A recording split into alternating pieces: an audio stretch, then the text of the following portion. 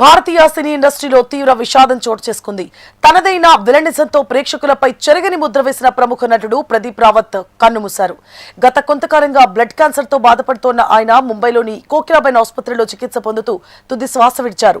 అయితే బిఆర్ చోప్రా రూపొందించిన historical serial Mahabharat లో అశ్వత్థామ పాత్ర ద్వారా నటుడిగా కెరీర్ ప్రారంభించిన ప్రదీప్ రావత్ ఆ తర్వాత బాలీవుడ్, టాలీవుడ్, కాలీవుడ్ లలో అనేక గుర్తుండిపోయే పాత్రల్లో నటించారు.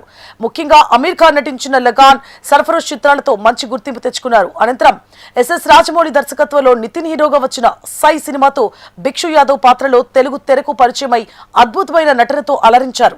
ఆ తర్వాత అమీర్ ఖాన్, సూర్య కాంబినేషన్ లో వచ్చిన గజని చిత్రంలో టైటిల్ రోల్ పోషించి దేశవ్యాప్తంగా గుర్తింపు పొందారు. తెలుగులో భద్రా, స్టాలిన్, ఛత్రపతి వంటి పలు హిట్ చిత్రాల్లో విలన్ గా నటించి మెప్పించారు ప్రదీప్ రావత్. ఇక ప్రదీప్ రావత్ మృతి పట్ల పలువురు సినీ, రాజకీయ ప్రముఖులు తీవ్ర సంతాపం వ్యక్తం చేస్తున్నారు.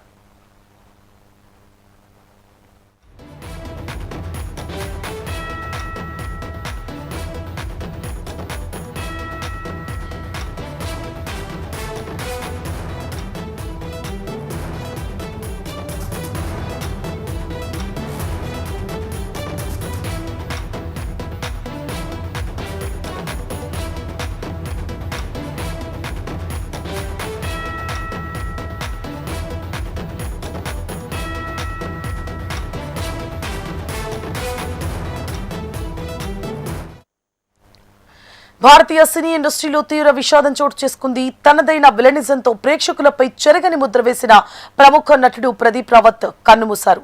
గత కొంతకాలంగా బ్లడ్ క్యాన్సర్ తో బాధపడుతోన్న ఆయన ముంబైలోని కోకిలాబెన్ ఆసుపత్రిలో చికిత్స పొందుతూ తుది శ్వాస విడిచారు.